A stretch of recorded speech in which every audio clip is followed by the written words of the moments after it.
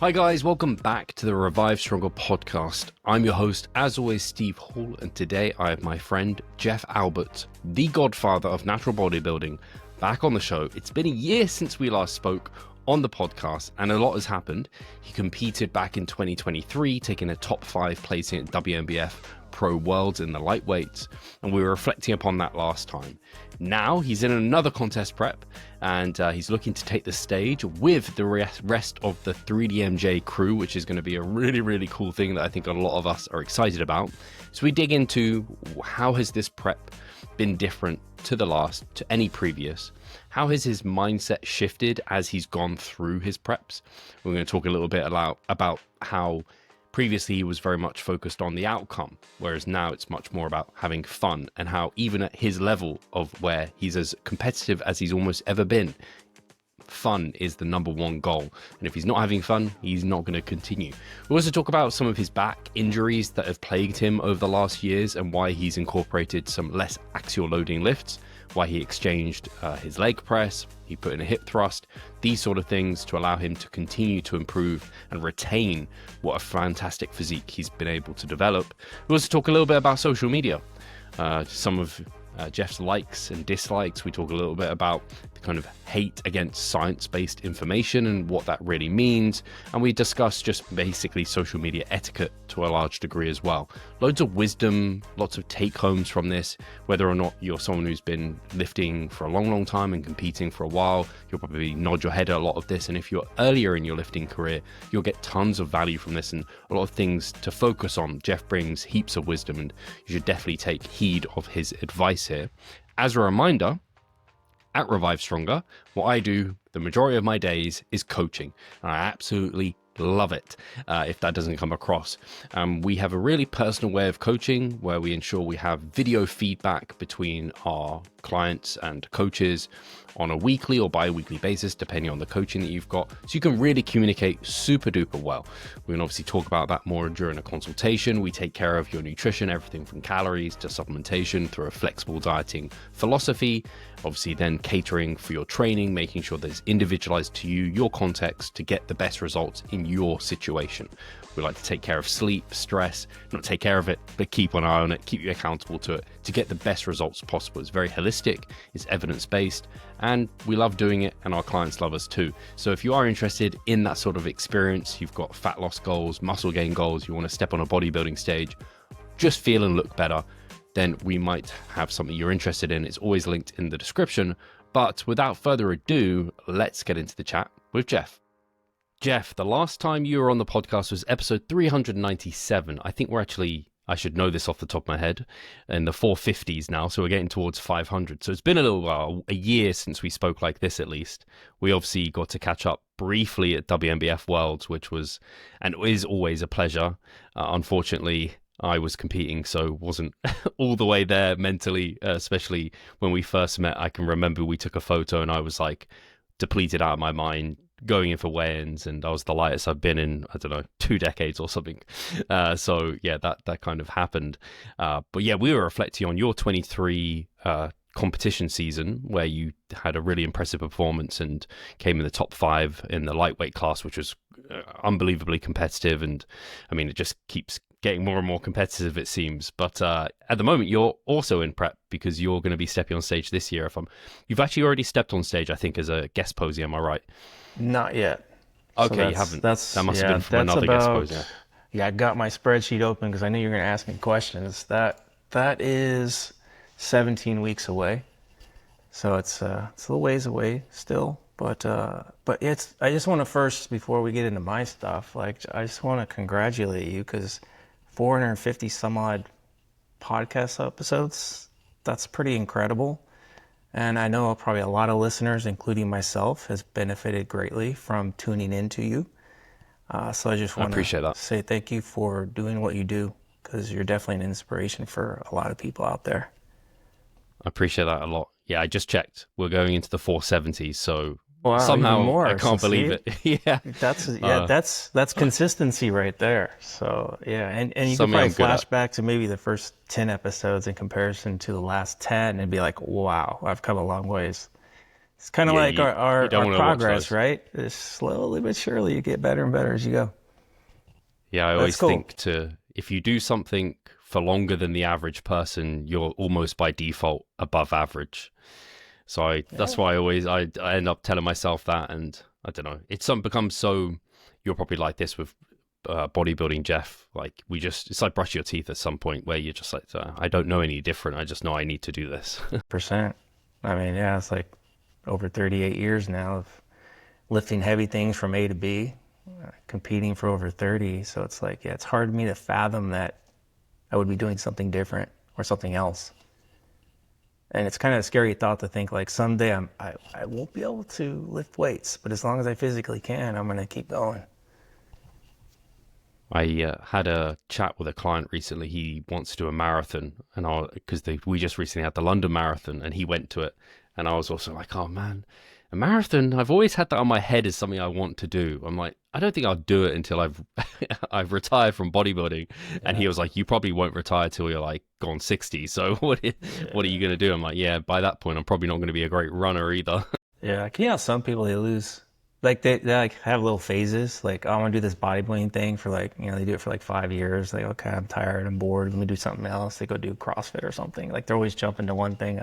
My personality is just like, I'm kind of a simple guy. So it's like, it's easy for me to just do what I always do. Like I just thoroughly enjoy the simple things in life. So it's easy for me to just like, hey, I'm going to do a barbell curl for the next 5 years. Like it's not going to bore me because I love the way, like just for me, I love to master it, try to improve on it. I mean, obviously if I get little aches and pains, I'll remove it, but you know what I mean? It's like, I just feel very sense of comfort just kind of doing the simple things and them being repetitive. Yeah, So, that mastery aspect is so underappreciated, I think, sometimes with training, and especially for naturals. mhm. And in this day and age, with social media, and everyone just sees these highlights of, I don't know, guys with freak genetics or people they think are natural, they're not natural, and they really don't have an understanding of what it really takes for the average person to actually make it Yeah, and grow significant amounts of muscle. it's the consistency. I'm sure it's like your first few episodes, people are like, what's this guy doing with the podcast? You know, there's probably a couple of guys out there who might have been saying that, but here you are, you know, 470 some episodes later, and you're one of the leaders in the industry. So I think a lot of that has to do with the fact that you're just very, very consistent and you're always open to learn. That's something I recognize with you is you're always willing to explore and to learn and to keep growing. Yeah, it's something I appreciate that big time, because it would have held me back massively if I was kind of dogmatic in seeking one way. And I've definitely been more closed-minded, and I definitely get into my own little things of ways I like to do things, and then I catch myself, I'm like, that's actually not quite been leading to the progress that it should do. And I try and always learn and iterate and improve, and that's what I mean. I learned that from you guys at 3DMJ before I even thought about a podcast. Is like, hey, these guys are doing it the right way. So I, like, you appreciated me for doing this. I appreciate you guys for setting the kind of foundations for, I mean, for so many of us in many ways. It's appreciated. I'm sure everybody listening is like, okay, guys, enough love. Let's Stop get blowing on with smoke. it. So to talk about your prep, Jeff, how are things going so far? Is there anything different, or is it kind of same old for you?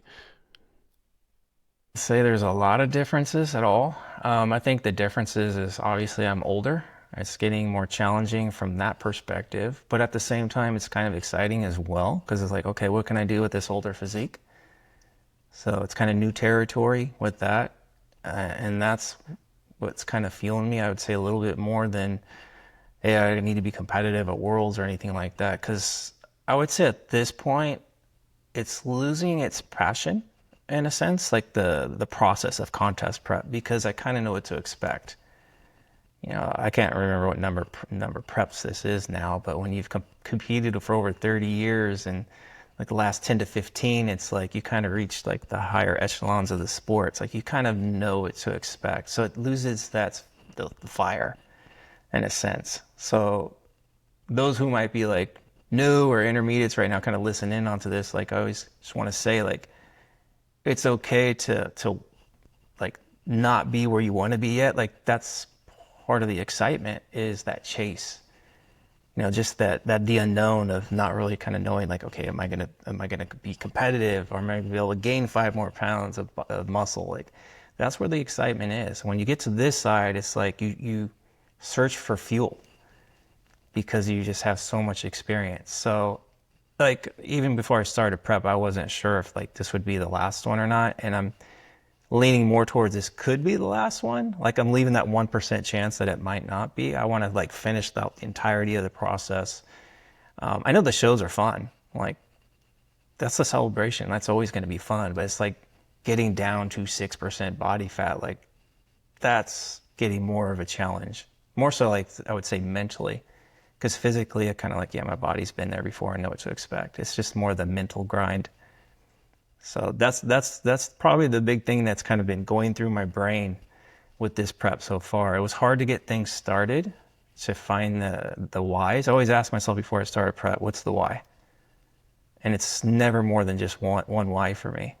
And those whys change throughout the process. Like, it might start out like, yeah, I want to be top 5 at Worlds, let's go. And then a month later, you're like, oh yeah, I remember what this feels like now. It's like, okay, now why else am I doing this? Okay, let me set an example for my son. Okay, there's that example.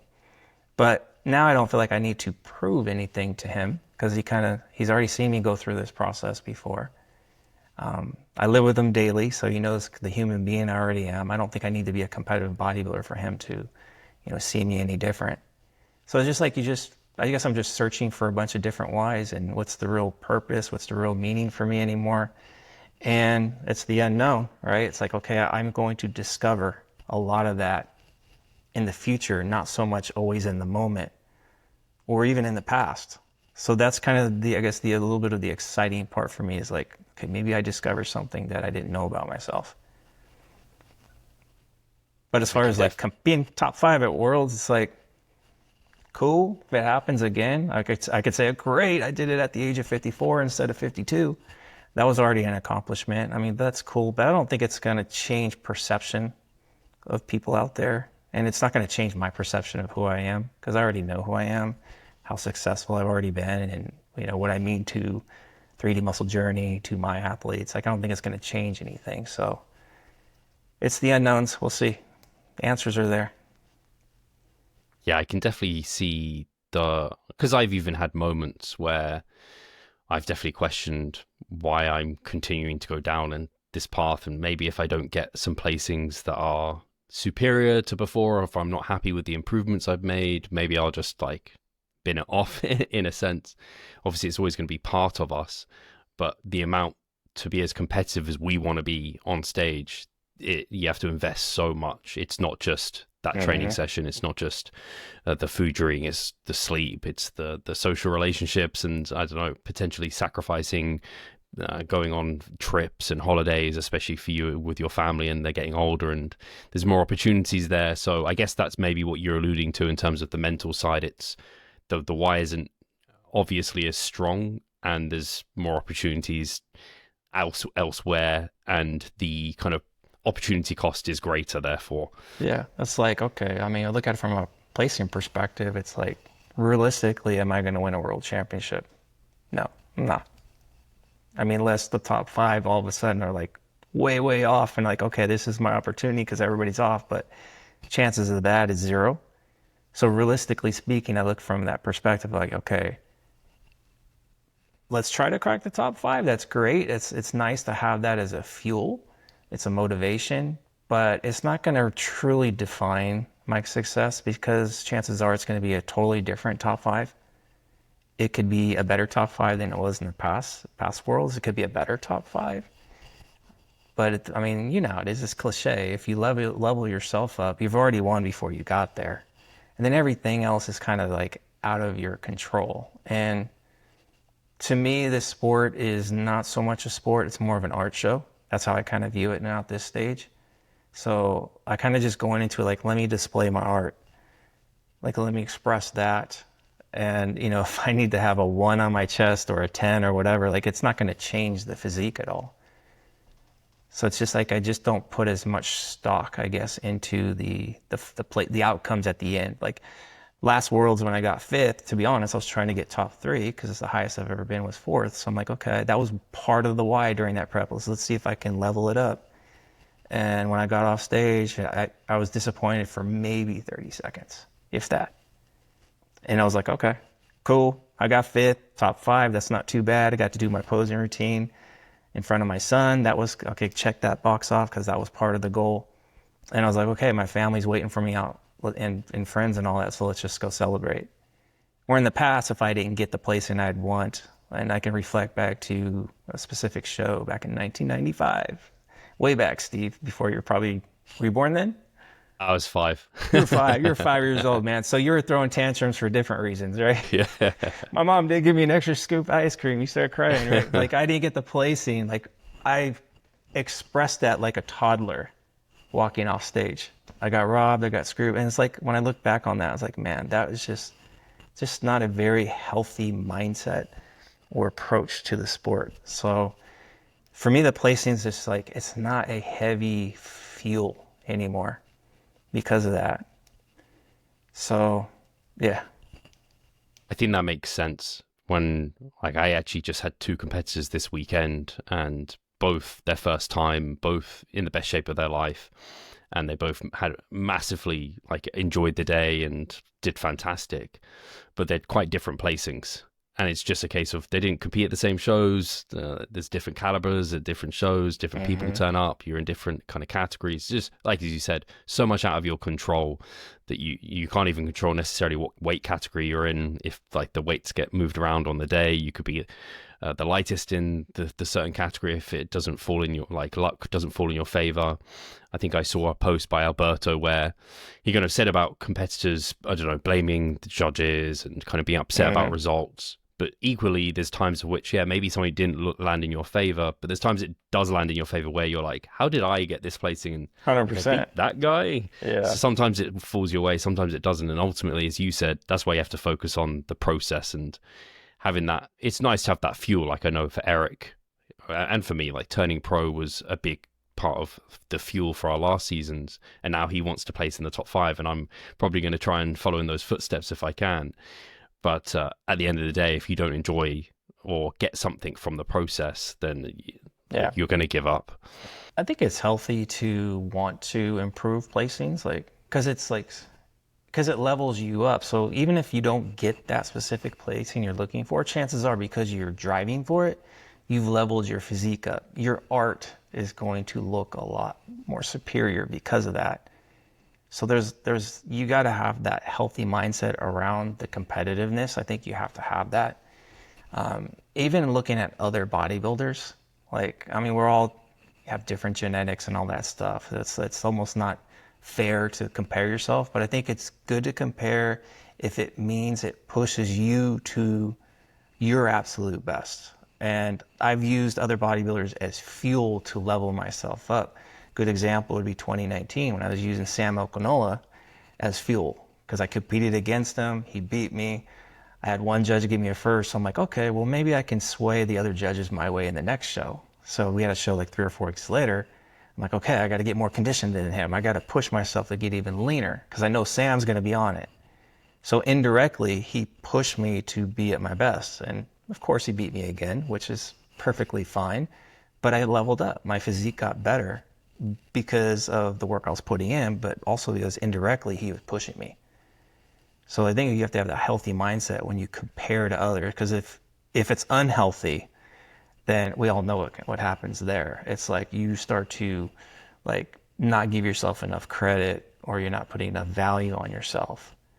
And it brings you down. It almost does the opposite, where you're like, okay, why bother? Why work hard? I'm not going to beat Sam anyways. So I think you do have to, I think comparison is a thief of joy, but at the same time, if you frame it right, you have the right perspective around it, it can better yourself. I agree. I think it's the same as your comments there of just being rational enough to be like, the chances of me winning WNBF Worlds as a pro, lightweight at this age now, and with the level of competition, is the chances aren't in my favor. But it doesn't mean you're not going to try and make sure you do everything to get there. That's the key, right? But realistically, I'm in my brain, I'm like, okay, the chances are going to be definitely lower. And it's not knocking myself. Like, I don't think I'm a bad bodybuilder, because I mean, top 5 at Worlds, like you're considered that year, you're one of the elite bodybuilders in the world. So it's like, not like I'm failing, it's just being realistic. So when I do go into a show, if I happen to get 4th, 5th, 7th, whatever, then I'm not basically setting myself up for a big disappointment, because I'm being realistic around it. And I'm also not just putting all my stock into a placing, like I was mentioning earlier. There's other purposes, there's other whys. You know, I always put, like, before I prep, I always put like a list of like what my goals are. And usually the first goal is always have fun. Like, if you're not having fun, why are you going through an arduous process like that? And that's where I'm getting to now at this stage, is like, am I still having fun doing this? And it's almost like, it's kind of like being less. So that I have to weigh again once the season's over with, like, how fun was that? But fun is always at the forefront. Then it's like, okay, maybe there's like a competitive, placing I'm after. Maybe it's leveling up my physique from the last time. Maybe it's improving the process itself, making it not as invasive, and maybe my relationships, I was able to manage that a little bit better. Like, my family's not feeling it as much as they used to going through the process. So there's all these different goals you can have, and you can self-assess that after. Like, don't just say, well, I'm going to just leave the judges to define my success, and that's it. Like, that's it. That's just, to me, it's like you're just putting too much power into a panel of opinions. And I give myself time to reflect on, like, the successes, like whether it was good or wasn't good. Like, and that's why I asked you before we got on the call, Steve. I said, it's like, so do you feel accomplished? Because we're about 6 months removed from Worlds. Because you usually, a week later you have your feelings, a month later you have feelings, 6 months later feelings. You'll have feelings, like I have feelings on 2019 Worlds still. That's probably a little bit different than they were in 2019 or even last year. Same thing with my 23 prep.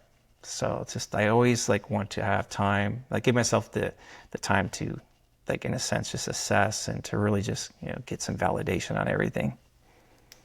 I love that. I imagine, actually, it's interesting hearing you, as competitive as you are, there's like as deep as you are into your kind of bodybuilding journey as it was.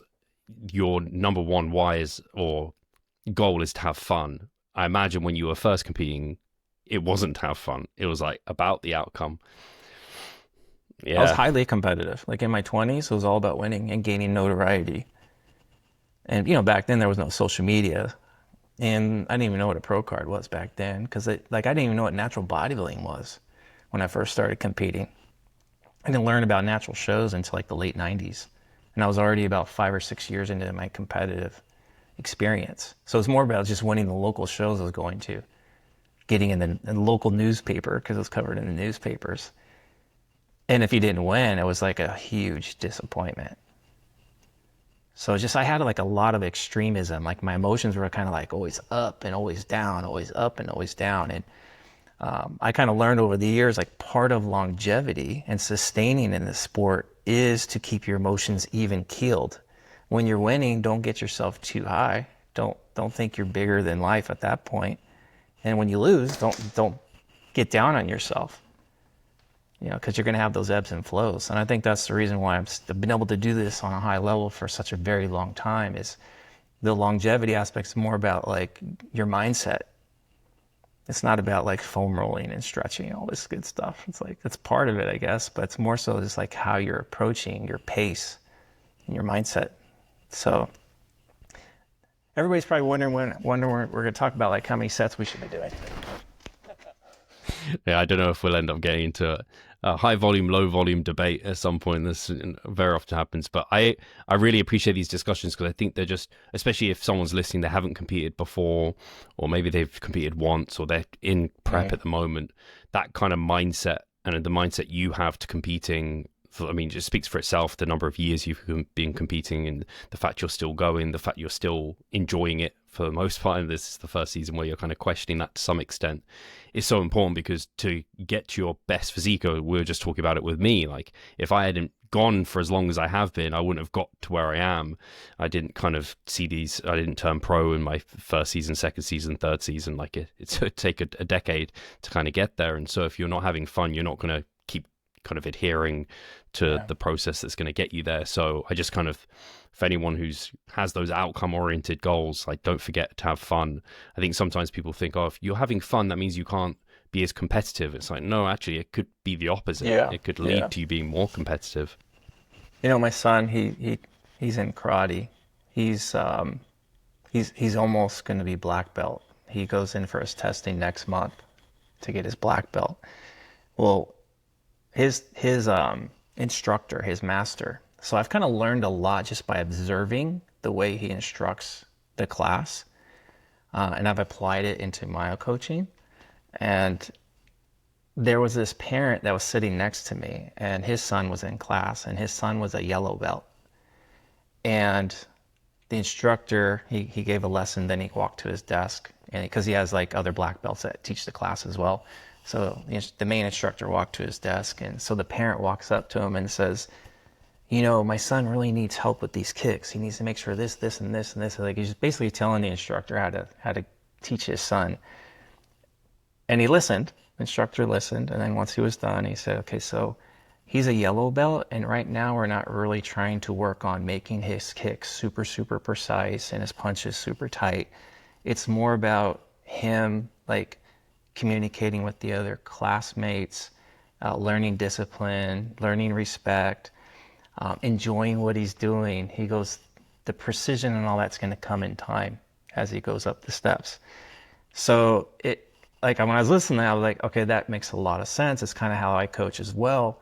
I go, but I probably need to reinforce this a lot with athletes that I work with, that, if you're just starting out, your first show, second show, even third show, you got to think of it as like, you're probably a white belt or you're a yellow belt.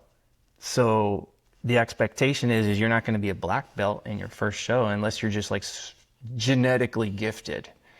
Right? But for most of us, it's going to be a step-by-step process. Learn to be a white belt, master white belt. Learn to be a yellow belt, master yellow belt. So you level up.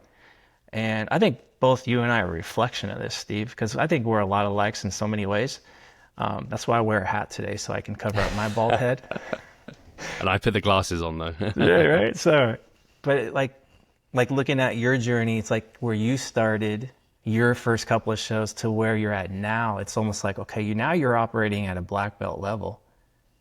You're on a world stage now as a pro. Like you're definitely a black belt. And then there's even more steps past that. First degree, second degree, third degree, fourth degree. Like my son's master's a 5th degree black belt. I watched him do one kick. I go, I'm never messing with this guy ever. It was the fastest, most explosive sideways kick I've ever seen in my life. I'm like, okay, that's what like being a master is right there. Yeah.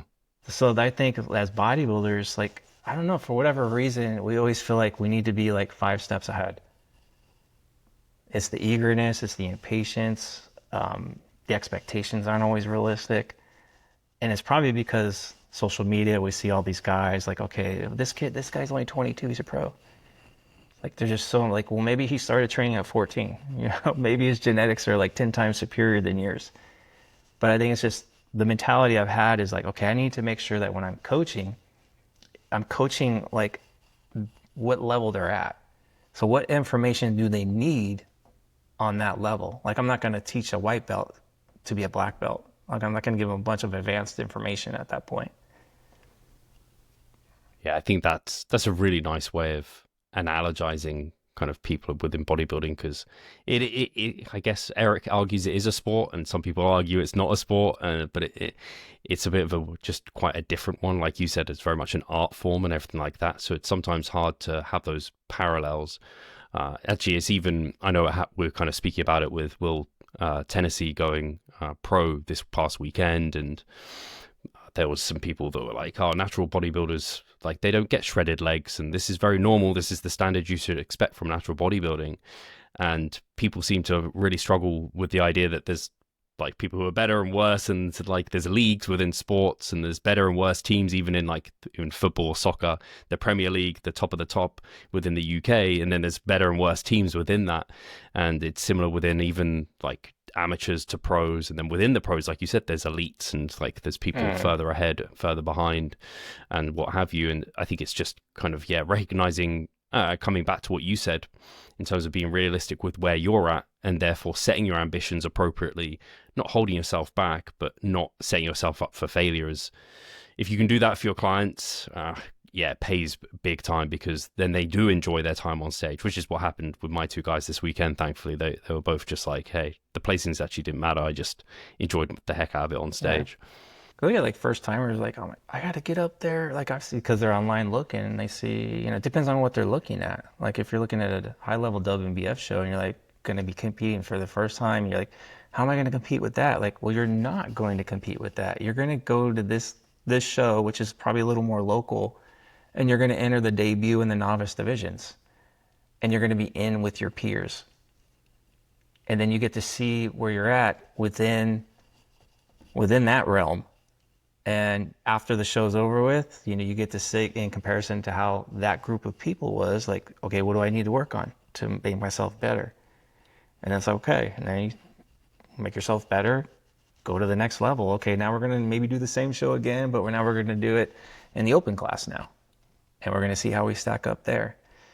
But I think like the people who are like judging, like will and those types of things, it's like, people that are probably talking are the ones that shouldn't be talking, because they're not in the know. Those in the know, like you and I, we know like natural bodybuilding. We know what elite natural bodybuilding looks like.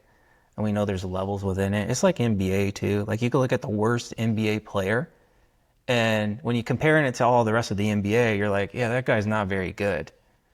But you take that same low-level NBA player and you go take him down to the pickup games where the best pickup players are, he's going to make those guys look really bad.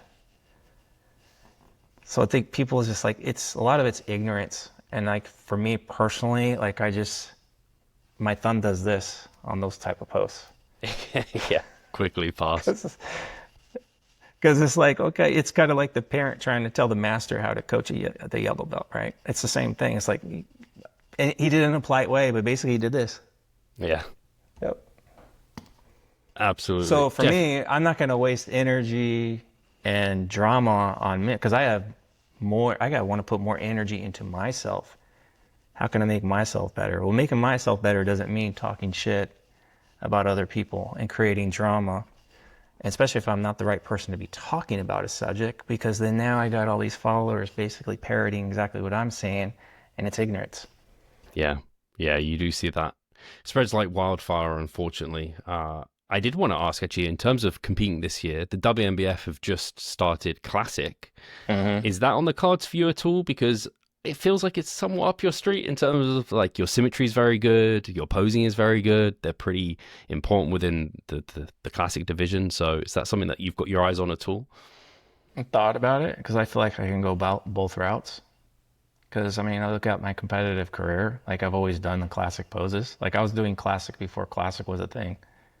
Because a lot of the old bodybuilders I used to emulate as far as like get ideas with posing, Frank Zane, Sean Bray, Kevin LeBron, like all these poses, like some of their poses that they hit are very classic.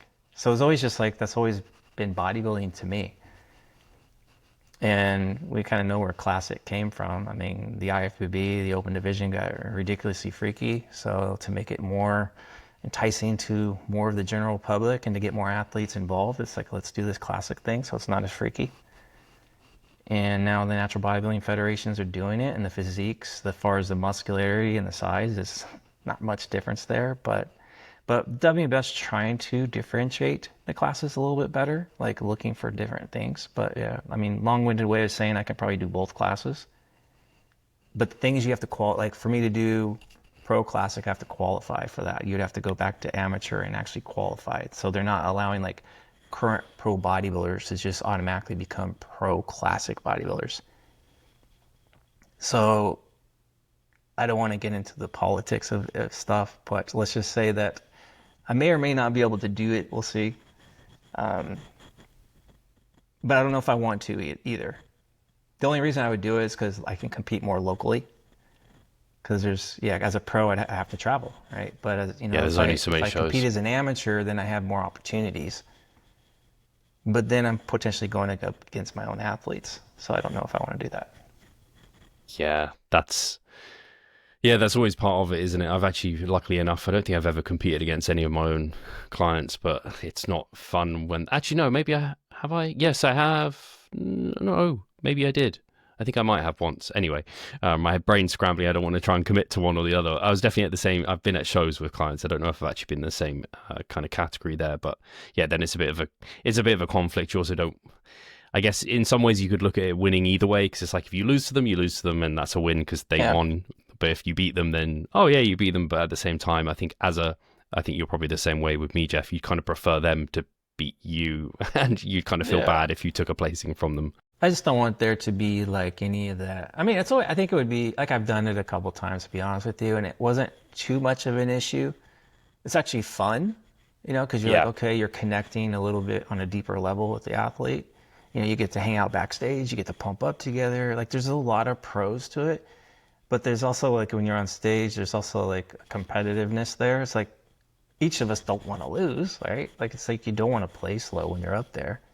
So someone's going to win, someone's going to lose. And of course, I'm like you, like, okay, I'd be totally cool if an athlete beats me that I'm coaching. That just means, hey, they're good. I'm doing a good job coaching them, right? So it's like there's a lot of pluses to it. But I think just there's always going to be like that little, like, competitive thing there, that little thing. And it's like, that doesn't feel comfortable to me. Yeah. I know part of the reason you're competing this year is because a lot of the guys from 3DMJ are competing. Is there a chance any of you will actually end up on stage like against one another? Is that likely? Our goal is to have all of us on the same stage at the same time, because we've never done that. And before I decide I want to check out completely, we want to make sure that we're checking that box off. And you better believe that we're all going to be trying to beat each other. I can tell you that. Yeah. But that's a fun competitiveness, though. Yeah. Because you and Alberto are kind of middleweights or middle to light, but Eric would be middle to heavy. Eric's a more middleweight. Like on a world stage, he'd be more of a middleweight. Yeah. But we're looking at the Muscle Mayhem here in California as the show that we're all on stage at the same time. Like, we're really trying to make that happen. I mean, maybe cool. Worlds, like, we might be able to do it together. Chances are, like, at least 2 of us or 3 of us will be on the same stage at the same time. Like, that's almost going to be a guarantee. But the goal is to get all 4 of us. Myself, Eric, Brad, and Alberto. Brian's probably not going to compete this year. That was kind of the goal early on, is they got all 5 of us. But I don't think Brian's going to compete. Because I wasn't sure about Brian. He doesn't really, he keeps himself to himself probably the most out of everyone, actually. But Brad, I know he competed last year, right? So I wasn't sure if he was continuing this year, but clearly he got the bug back. So that's part of the fuel. That's part of the why, But again, it's like, if I told them, hey guys, I just don't have it in me to do it, like, they'd be 100% supportive. They might have a little bit of disappointment, but at its core, like, they're highly supportive. And I would do the same thing for them. I would highly support whatever they want to do. Yeah, for sure. Yeah, I think that's just being a good friend, and I guess being good coaches to one another as well, understanding that life is not bodybuilding. It should, and coming back to being fun, it should overall complement your lifestyle and what you're doing. Otherwise, again, you're going to give it up. You're not going to do it long term. And it is what delayed gratification personified. I always come back to that saying, because that's literally what natural bodybuilding is. I was going to ask you, Jeff, I know, to kind of flip the script a little bit. I noticed over the last, I don't know how long it's been, but I've noticed you've got some new gym equipment. I don't think you got new gym equipment for quite a while. You're using quite a lot of the same pieces, but I've seen, I think, a leg press, sissy squat, row, and hip thrust machine. I don't know if there's anything else, but I'd love to hear a little bit more about your thoughts behind kind of picking up some new pieces, how you've enjoyed that, how you've incorporated them, what benefits you've seen. So I think so the root cause of a lot of that change is I have lower back issues now. Probably about 14, 15 months ago now, I had a pretty painful lower back issue.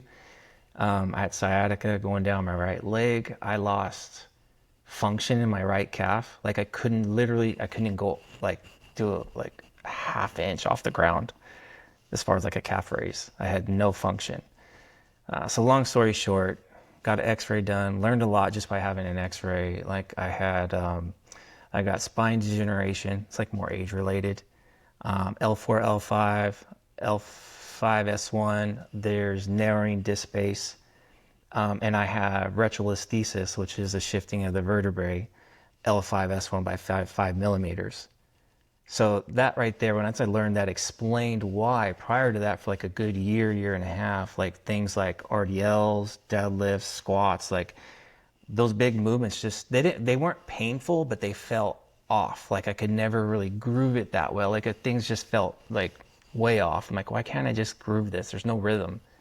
Loads were going down because of it. But once I learned that, it made sense.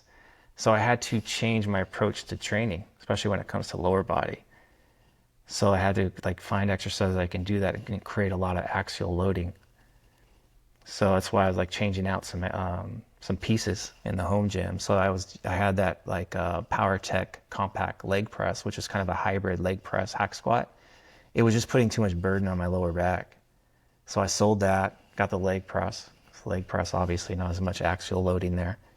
The hip thrust is the main reason. So I needed to find a hinge pattern I could do without putting too much burden on my lower back. Now with that piece, I can't have my knee at a 90-degree angle, the typical like 90. So I have to kind of have more of like a 45-degree angle so I don't have as much pressure on my low back, because that's a question I get a lot. Why do you have your feet there? It's like, well, so I don't experience any pain. So that's my range of motion that I can do comfortably to keep my training sustained. The rowing machine I've had a while. I had that prior. What else have I gotten? The sissy squat you asked about, I had that I've had that maybe 3 or 4 years. Oh, okay. So yeah, I just wanted a little more variety. And I'm like, okay, this piece is small. It doesn't take up a lot of space. So I'll use that from time to time just to replace, instead of a leg extension, I'll put that in there. So yeah, the main thing is like the last year and a half, I've really had to change up how I approach my training. So it's not just the exercise selection. Like for upper body, I'm like, for like overhead pressing, nothing standing. I'm seated, but I have the bench inclined slightly, so it doesn't have as much direct axial loading there. And then I use rep cadence to my advantage now. And something like, here's a quick story. So about 16 years ago, when I first met Eric, and that's when I first started my website. I'm like, okay, I'm gonna go with Eric. We're gonna go train together. I'm gonna film him, do an article, put him on the website. So we were training together. It was our first time training hard, and I was doing dumbbell bench press. And he asked me when I was done with this, he's like, why do you go so slow? He's like, your eccentrics are slow, but why is your concentric so slow? He's like, you're purposely slowing that down? I'm like, yeah, I'm slowing it down, for form, keep it tight. And he's like, well, you're probably not getting as much force production there, so you're not going to recruit as much muscle fiber by doing that. And I'm like, okay, that makes sense. So I'm like, okay. So basically, since then, I've been telling people be explosive, but of course, be controlled. We had a team meeting about 2 or 3 months ago, and right now he's with his 3rd edition of the book. He's going to have part on rep cadence and stuff in there. So he's like, it doesn't matter if our reps take 3 seconds, 8 seconds, as long as they don't get like way too long. He's like, as long as you're hitting the appropriate proximity to failure based on the rep range you're using, you're going to get a stimulus. And I go, God damn it, Eric. You mean for 15 years I've been right this entire time? He's like, I know, Jeff. But I said, I go, I just couldn't tell you why I was right, but I knew something felt right. But anyways, like I've been using the slowing down rep speeds a lot, so that way I don't have to burden my connective tissue as much. So just to keep the loads a little more humble, and I just make sure I'm hitting like close enough to failure to get a stimulus. And I'll toss in some pauses if needed. so I don't have to use as much weight. So it's kind of a nice tip for older people with joint issues, like use rep cadence as a tool. Seems the more we learn about the importance of getting close to failure, it seems to be just a great equalizer. Like it, rep range, cadence, like all these variables. Like as long as you take that muscle close to failure. Yeah. Well, you think about like I don't know. I've been thinking about this a lot, Steve, because I've been doing this forever. You're getting up there too. So it's like you think about what are the timeless principles that are always going to be in play. That's one of them. That's going to be always in play. Effort. It's always going to be in play. So it's like I think from that aspect, okay, how can I generate the most effort the safest way possible? And that's a key component for longevity.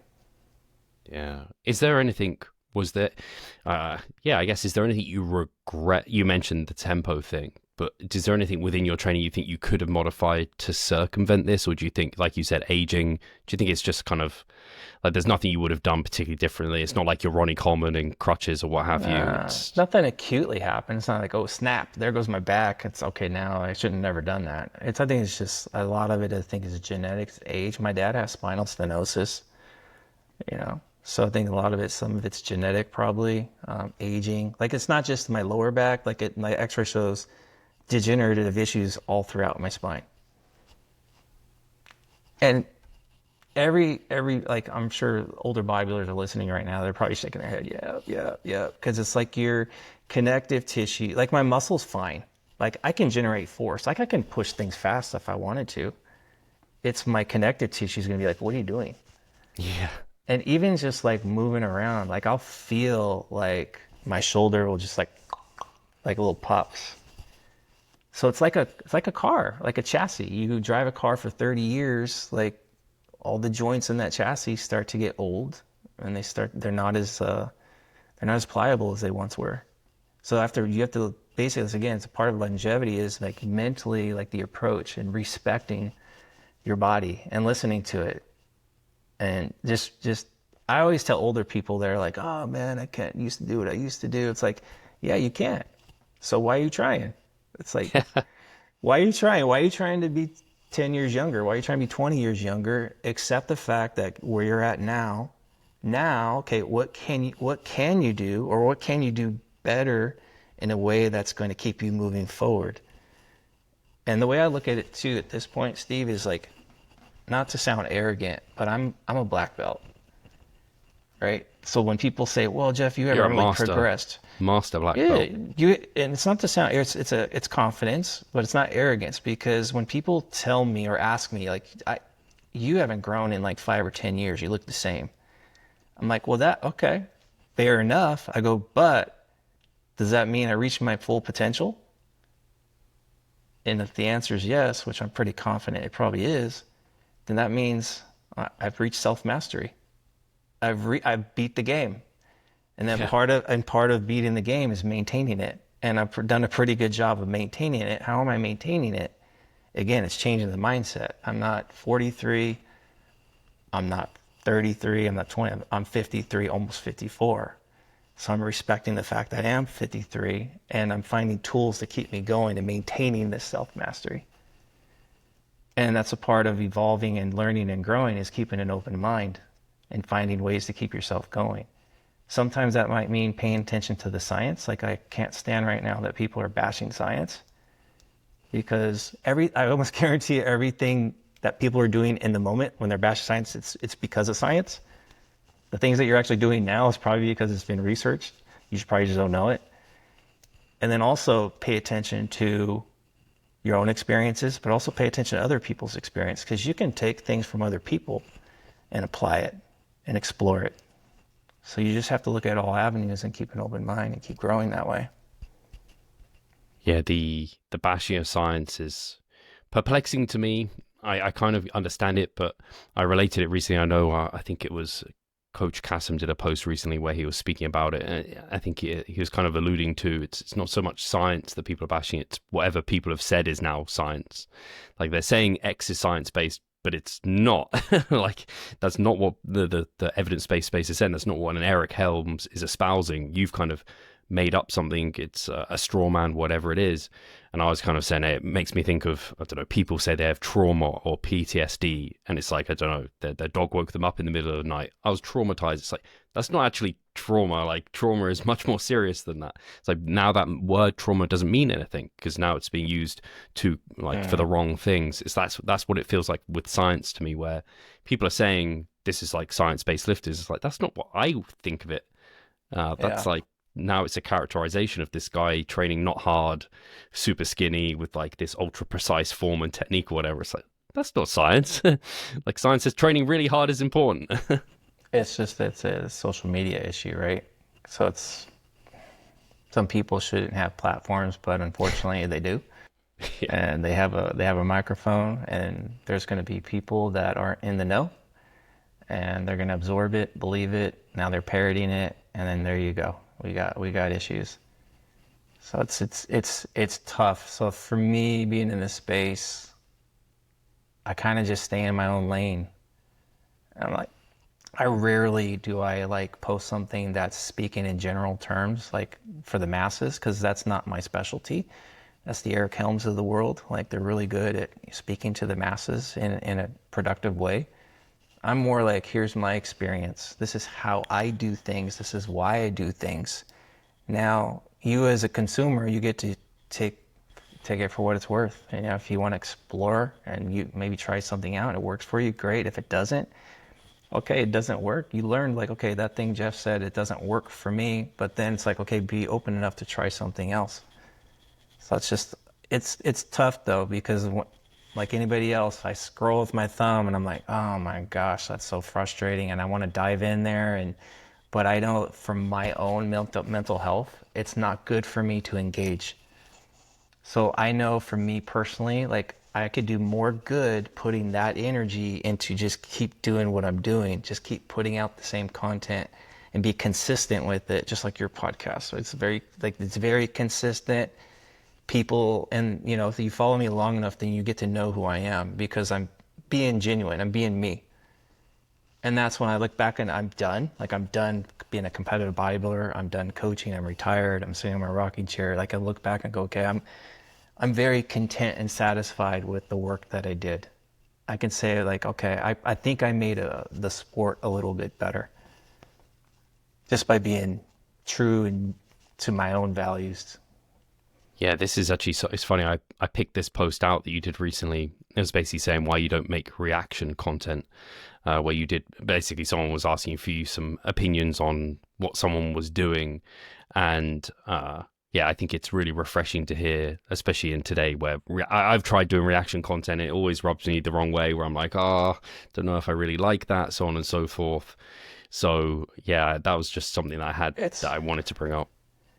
I mean, whether it's a reaction, whether it's like the negative ones are always like, that's bad. Like, I get it. Like, you're doing a reaction when you're trying to show this person they're in the wrong. They don't know what they're talking about, whatever. But at the same time, it's like, you're also like exposing their ignorance. And it's like, you can actually, instead of doing that, like, reach out to them personally and say, hey, I don't agree with whatever.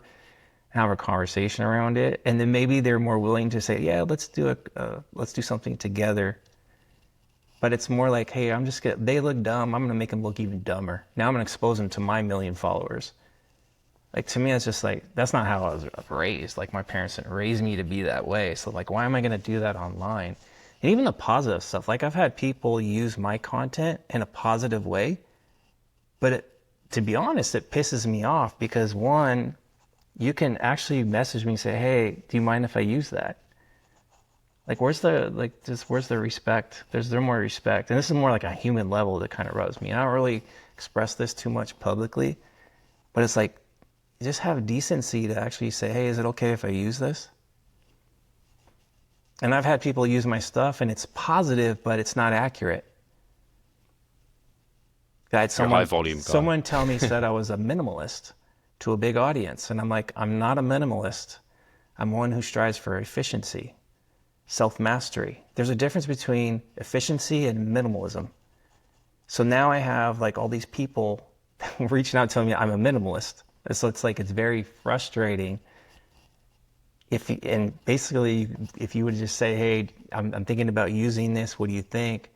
Then it's like, okay, that's respectful. Now I can say, okay, you can use this, but make sure this, and this, so it's accurate.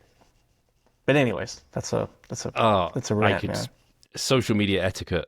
It's unfortunate because I think I used to be much more that way where you are with it, Jeff. But as times have gone on and it's just become so widespread, I found myself maybe even getting away from some of my core values where I would do what you've mentioned. But in the end, I've just been like, oh, people seem to really get like this, and they've got a huge following. They're not even going to notice, and I end up doing one. But if I reflect upon it now, I'm like, that's not really me, and that's why I very rarely do it. But even down to I used to make a lot of infographics, and I would try and always reference where I got kind of, if I did like, I don't know, a take on the Eric Helms muscle and strength pyramids, I'd always want to be like, hey, this was based off Eric Helms's muscle strength pyramids, give credit where it's due. Whereas now people are literally just paste a logo over the top and be like, hey, that's mine.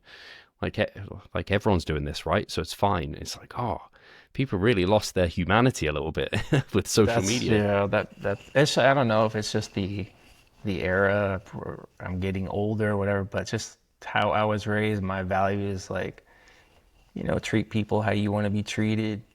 Please, thank you, hold the door open for somebody. It's like I kind of have the same mannerisms online. Like I try to be very respectful. I'm not going to do a reaction video. Again, someone asked me like, "What do you think of Steve's RDL?" I'm like, "Well, ask Steve. Ask Steve why he's doing that, because you're going to get it directly from Steve. He's going to tell you why exactly he's doing it the way he's doing. There's going to be context behind it.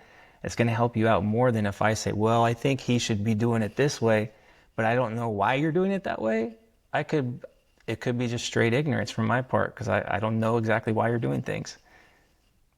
So as a consumer, go to the source, directly to the source. Jeff, what's wrong with my RDL? That's all I'm thinking now. I don't know, man. Your glutes and hamstrings look pretty okay to me, so they look like they're on point to me. But you're so right. Like I've seen people, yeah, people have sent me like individuals where they're like, oh, this guy trains with far less volume than the research recommended dose. Like what's he doing? Like blah, blah, blah. It's like, well, are we talking about volume finally, Steve?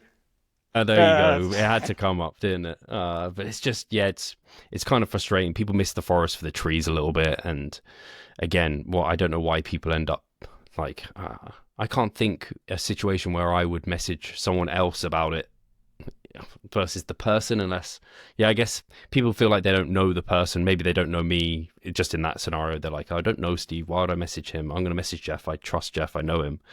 But yeah, you're not going to get the to the core of the answer there, I really. think a lot of that comes from like when you get asked a question like that, because you are in the space, because you are highly educated, because you're highly experienced and advanced, like okay, you're looked at as an authority, and I can be looked at as an authority, so they're going to come here looking for the answer. But just because we're authority don't mean we know everybody's situation. And I think for myself personally, like I don't think of myself as like better than anybody else or higher up. I just feel like, okay, maybe I'm further down the road, like I have a lot of experience, but you can always learn from someone who has less experience because they might have something they know that you don't know. I think it's super important that you kind of think like not to put these people on social media on pedestals, because when it comes down to it, we're all human. And I've had athletes that I've coached that are high profile, like they've had a lot of followers, and basically what they kind of say online and what they do, not always the same thing. You see the insecurities, the uncertainties, you see flaws, you see the good things, of course, but they're human just like anyone else. So I think it's important that we're not like, when we're observing and going through social media, we're not like kind of looking at it from that perspective. Like just realize like, okay, they're human too. They got emotions, they got feelings. They're probably going through some stuff. It might look great on the outside, but they're probably going through some things that you just don't know, and they're struggling just as much. Yeah, it's tough when people spend almost more time interacting with people via their phone and like Instagram versus in real life. I mean, that kind of happens to me as well to some extent, and I just have to just pull myself away from that. And one of the things I actually added this to ask you about, Jeff, was I heard you mention it, and I think you've mentioned it a few times, where you don't consume too much like fitness content anymore. At least you like to spend time like watching sports and things. And I just love to hear what kind of benefits you've seen from that. Why you do that? Why aren't you like all into like listening to every single little podcast and things like this? What benefits have you seen, and what led you to go that way? Because like I mentioned earlier, there's some timeless things when it comes to bodybuilding that are probably never going to change, the big rocks. And that's where I put 95 to 99% of my attention are on the big rocks. The other 1 to 5% that people are online debating over or making content on that really doesn't matter all too much, to me it's frivolous and it's a waste of time. But it's easy for me, because I'm on this side of things, I'm advanced, to kind of see through the BS, where someone new, they're going to have a harder time with it. But that's the main reason why I don't scroll through bodybuilding content or absorb bodybuilding content, because a lot of it is like, it's a lot of it's drama. The way it's like, maybe that 1% can help me. Like, okay, even if it's something that like, okay, that can be super useful, but if it's being articulated in a way where it's like talking shit about people or creating drama, like that's a turnoff for me. That's toxic. I'm like, I don't want to be in that environment. And if you look at other sports, I love sports in general. Like I love sports, but I've kind of been looking at sports from a teaching perspective. Like, what are they doing in those sports? What are those elite athletes are doing? Why are they high level? How can I apply that to bodybuilding? And I tell you, Steve, like the last 2 to 3 years, maybe 5 years even, I've learned far more by doing that versus like listening to a bunch of bodybuilding podcasts or following someone on Instagram. So it's like, okay, what are they doing to be elite? Like, okay, how do they get high level performance? It's like, okay, make sure the work that they're doing is high quality, it's not overly demanding, and that they're ensuring that they're recovering super well, and how they manage injuries and those types of things. Like, I'm paying attention to those things. And one thing I apply to training is what I'm seeing very clearly. This was what I was talking about when I first got into the space 15 years ago and I got bashed for, was recovery. It was like, I was more, quote unquote, Jeff's the low volume guy, he's the minimalist. Well, there's a reason for the amount of volume I was doing, is because it was high intensity, a lot of stimulus per session. Well, you're going to require more recovery. It's common sense. And then we went through this high volume phase, and I basically got trashed for many years because of that. Well, it's coming full circle, because now everybody's like more on this low volume kick lately, and it's very cyclical in this field. But anyways, what I'm doing now as a coach is like, if you're able to get an athlete to level up their performance, like if their loads and reps are going up and they're more advanced, like their skill level's on point, they know how to move things from A to B really well, they know how to reach true failure, like they're just really advanced, like, okay, we're working on a black belt level. Well, if you move your RDL from like 4 plates to like 4.5, 5 plates, like the demand of that gets harder. Your ability to recover, yeah, you might get, a little bit more adapted to it, but only to a certain point. Your fatigue's going to start outpacing that performance. So how do you get the performance to keep leveling up? You pull back. You need more recovery. So it might mean more rest days. It might mean less sets. It might mean like, okay, so instead of looking at things so static, like you're always working on a 5-day training split, maybe it's like 1 or 2 weeks you work 5 days, but then you have 1 or 2 weeks where you're only training 3 days that week.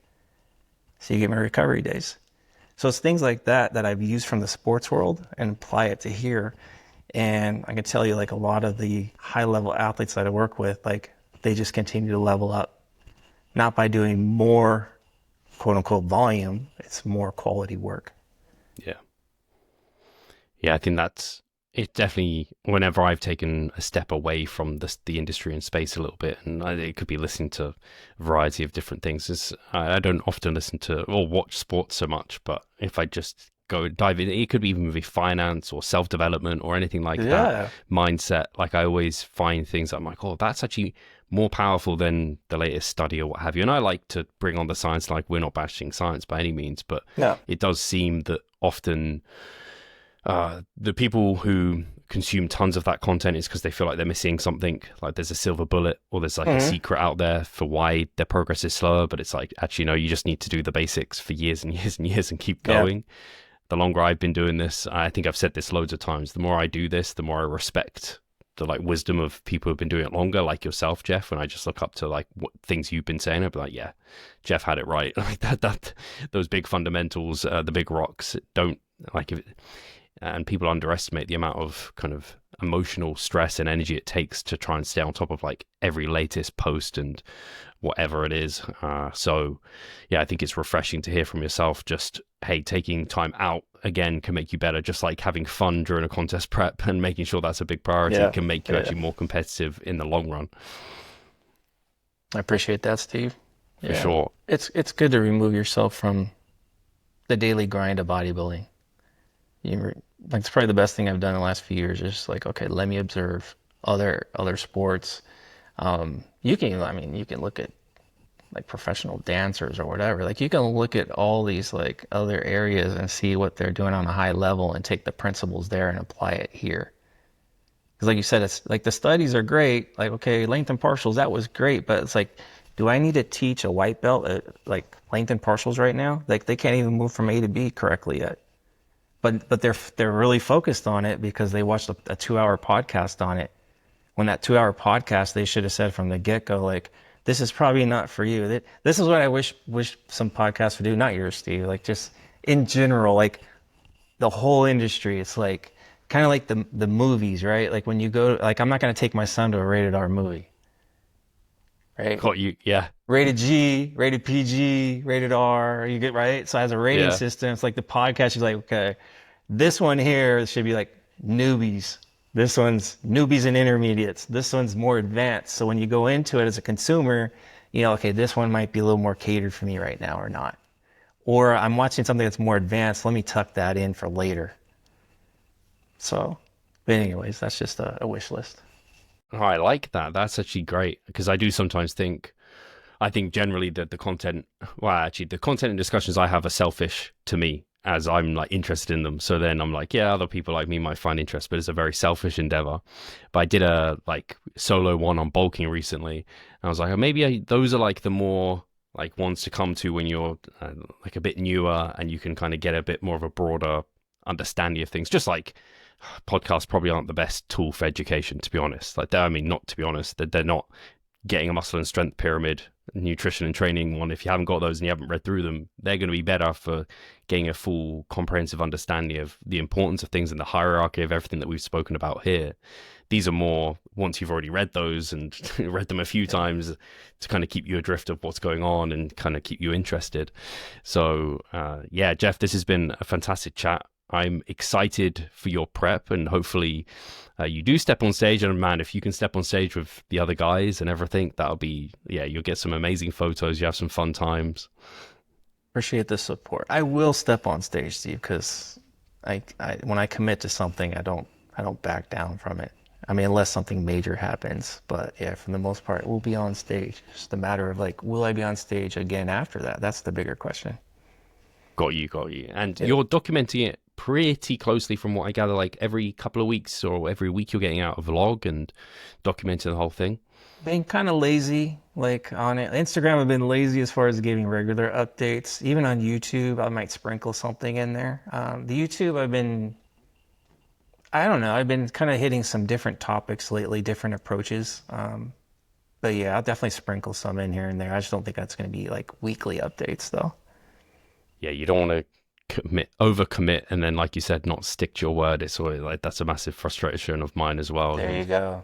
I know what it's like when you're in prep and you're doing it all yourself. Like, it's great, you can record on your phone, the quality's good, but you still have to edit it, put it together, you have to think. Like, it's work. It's a whole thing. Yeah, it is. It's a production.